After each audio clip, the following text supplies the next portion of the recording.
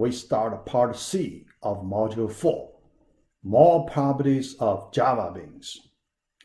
Part C.1, Mutable and Immutable JavaBeans. In this part, we will learn a very useful concept.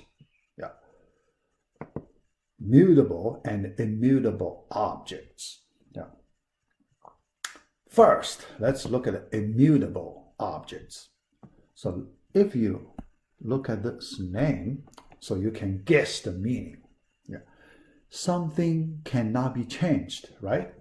Mute, that's changing something. So immutable. So the data, so more specifically, the data stored in this object cannot be changed. Okay? So that's simple. So more specifically, an immutable object is an object whose state. So what is the state? So the data related to the user's information. So usually an object contains the data for a specific user. Okay? So the state information cannot be modified after it is created. In another word, we can say the data is read-only. So that's the immutable object. So why we want to consider immutable objects? So the good reason, most important reason for it, use less resource in main memory. And as a result, so we may get a better performance.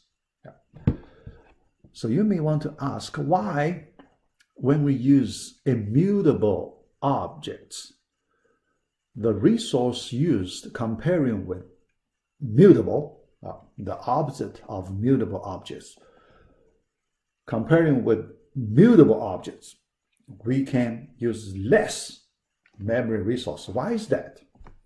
Here, let me give you the background of that. We know inside the main memory, so when you create an object, you need to reserve the operating system, the JVM, more specifically, needs to reserve a block of memory for this object. So then, how much memory space to be used for this particular object?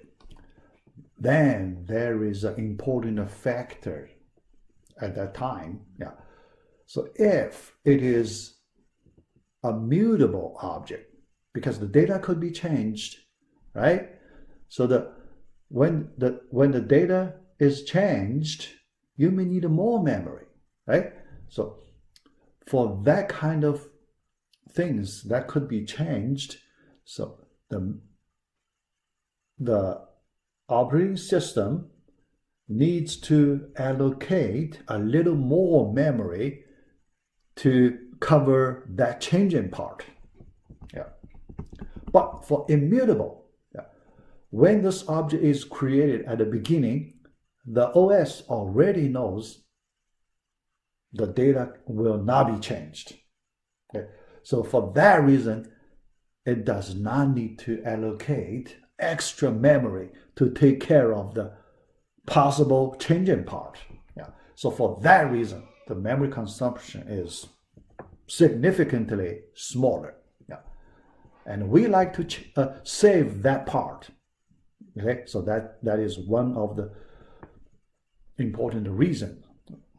Another one, data protection. Because it's read-only, so we do not want other programmers, let's say that other programmers modify the data by accident, right? Sometimes we want that feature. So this is another reason. All right. So comparing with this one for the mutable objects. So now you can see that's the opposite case. But sometimes we need to use the mutable objects. Okay? Yeah.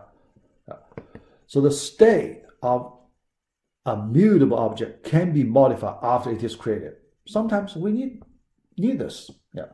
In many different situations, we need this. Yeah. Here, for example, when we do two-way data binding, you can read, but you can also write two-way data binding. Then you have to use mutable objects. Yeah. All right.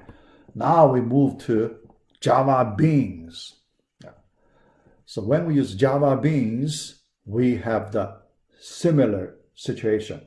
Yeah. We need to consider, do we want to make our JavaBeans mutable or immutable? Yeah. The criteria is pretty simple. It depends on if you need to modify the data or not. Yeah. So in the design stage, you really need to think carefully. Yeah. So if you do not need to, if you just create a read-only JavaBeans, yeah, you should set it immutable. Yeah. Otherwise, if you're not that sure, then just to make it mutable. Yeah. All right. Mutable JavaBeans. So how to make JavaBeans mutable? So very simple. You just add setters in your mutable objects.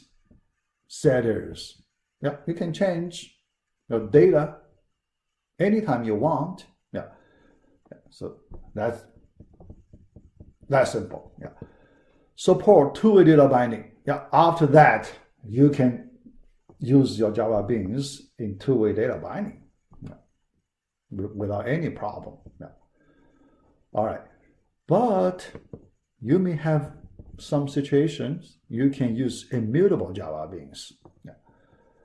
So when you this decision is at the design stage. Yeah. So when after you consider all the scenarios, everything, all the factors, then you feel, so for this JavaBeans, I do not need to change its data, so then you can make it immutable. Yeah. But question is how to make it immutable. Yeah. Here, so we do this. Yeah. To make it immutable, we remove all the setters. You cannot have setters. Okay? So remove all the setters. So the users cannot use the setters to change the data. Yeah. But that's not enough.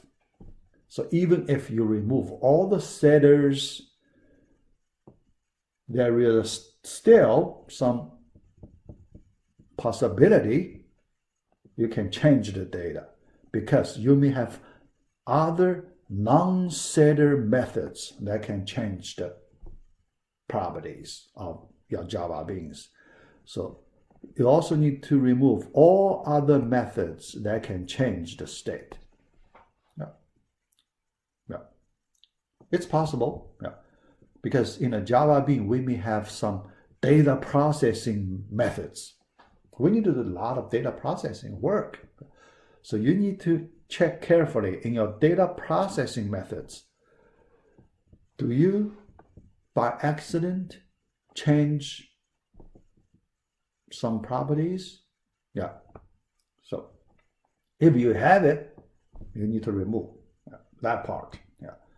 Other than that, after that, then you get an immutable JavaBeans. Yeah. So here you can see you do not need to implement any interface, any special interface. No need. Yeah. You just make your methods in the right way, related to setters, related to methods changing properties.